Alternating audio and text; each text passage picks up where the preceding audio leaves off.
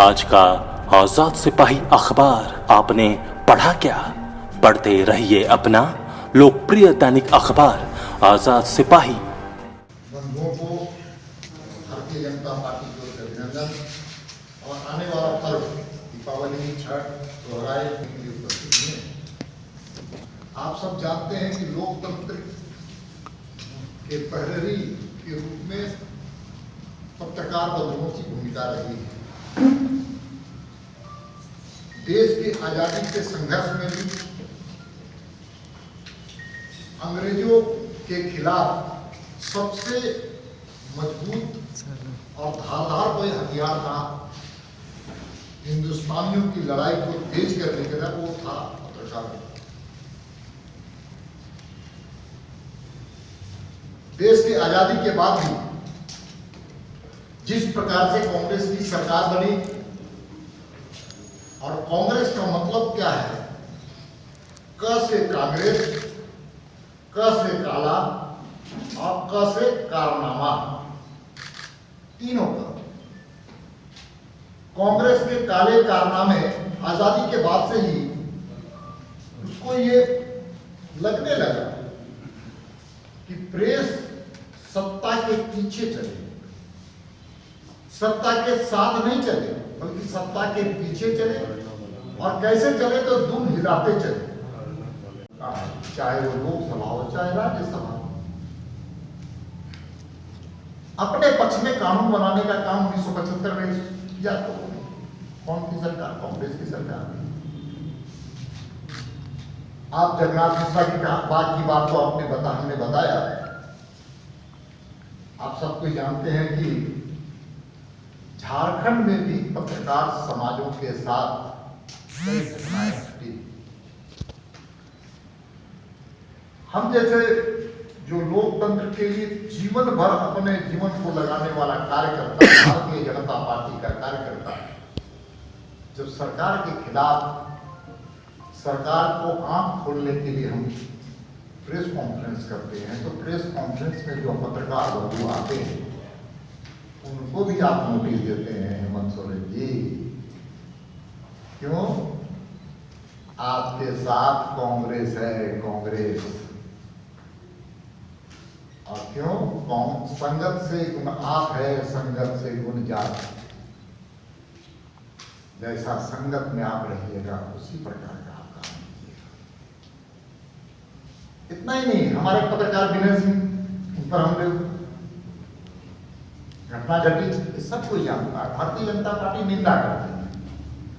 और जिस तरह से कांग्रेस की सरकार महाराष्ट्र में अर्नब गोस्वामी, जो लोकतंत्र के प्रहरी के रूप में अपनी अभिव्यक्ति करता थे,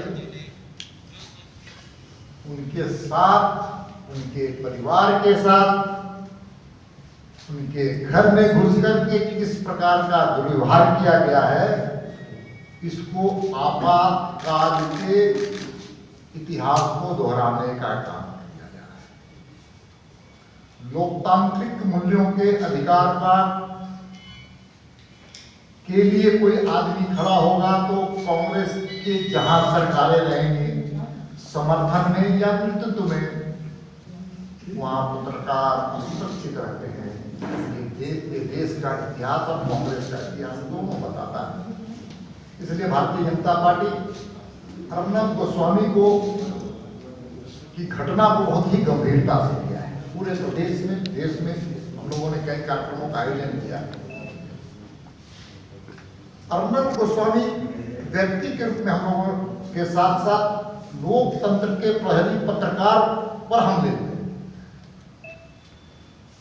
हमारे पत्रकार समाज पर हमले हुए, लोकतंत्र पर हमले हुए। अब यहाँ के कांग्रेसी चुप क्यों हैं? थोड़ा बताइए रामेश्वर बाबू। आप तो हम लोगों के दादा हैं, बड़े भाई हैं, कांग्रेस के अध्यक्ष भी हैं। मौनी बाबा क्यों बन गए हैं रामेश्वर बाबू? क्यों चुप हैं? जनता पूछ रही है। पत्रकार पर हमले हुए, पत्रकारों को नोटिस दिए गए दुमके में अर्नब गोस्वामी के साथ घटना घटी।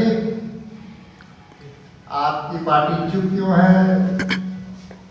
हेमंत बाबू आप भी बताइए, सरकार चुप क्यों है? सरकार में झारखंड मुक्ति मोर्चा चुप क्यों है? आरजेडी का तो कुछ कहना ही नहीं। जो झारखंड मेरी लाश में बनेगा उससे मैं कोई सवाल खड़ा नहीं करूं। इसलिए आज के दिन आपके सामने लोकतंत्र के हत्यारों को हम लोग बेनकाब करें, उनके चेहरे में जो चिलमन है उसको उतारने का हम काम करें। आज झारखंड की जनता लोकतांत्रिक मूल्यों के लिए लड़ने के लिए आज से नहीं सदियों से लड़ती आई है। इसलिए यहां पर किसी पत्रकार समाज के साथ अगर सरकार नोटिस देती है गलत ढंग से, उनके साथ किसी प्रकार का गलत व्यवहार करती है, तो भारतीय जनता पार्टी का एक एक कार्यकर्ता लोकतांत्रिक मूल्यों की रक्षा।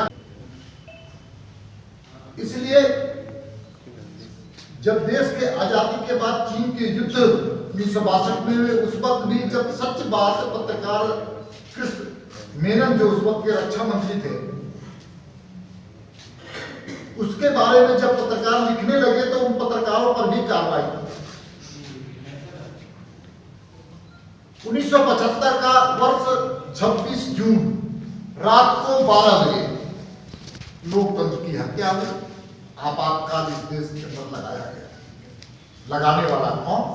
कांग्रेस। सत्ता में कौन बैठेगी? ये राहुल गांधी की दादी। कौन? इंदिरा गांधी।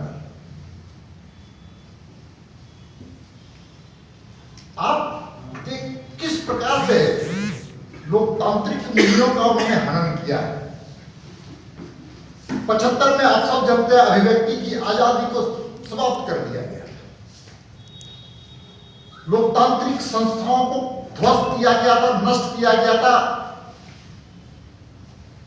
और हम कह सकते हैं कि लोकतंत्र खतरे में नहीं थी, बल्कि लोकतंत्र को खत्म करने का काम यही कांग्रेस के नेता श्रीमती गांधी ने किया था। और जनता ने उसका सजा भी दिया, अच्छा सजा दिया, उनको सत्ता से बाहर भी किया।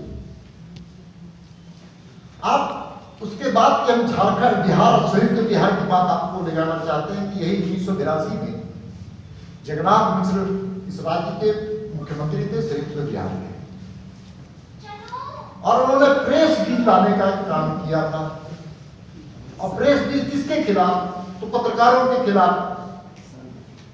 और जो सरकार के पक्ष में नहीं लिखेगा, सरकार के विपक्ष में लिखेगा, उसको 5 साल की कारावास की सजा का प्रावधान मिलेगा। हम जैसे नौजवान भी इसी फिर आजाद चौक में उसके खिलाफ संघर्ष किए, जेल गए। कौन थे जगन्नाथ मिश्र? किसकी सरकार में? कांग्रेस की सरकार थी, कांग्रेस की सरकार। मित्रों, लोकतंत्र की जब हत्या हुई देश के अंदर, तो लोकतंत्र की हत्या करने वाला कोई दूसरा राजनीतिक दल नहीं बल्कि कांग्रेस का है।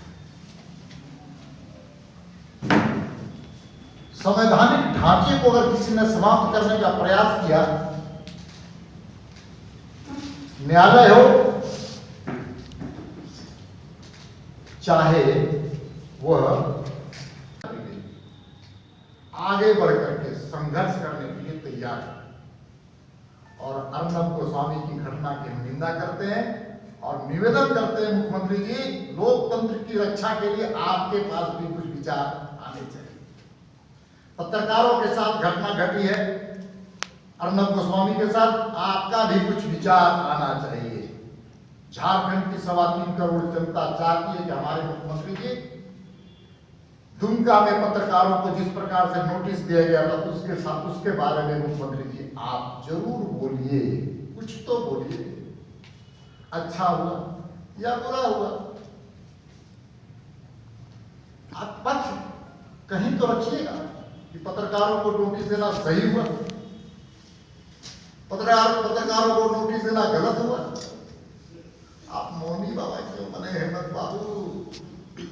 झारखंड की जनता पूछ रही है, आप चुप क्यों हैं?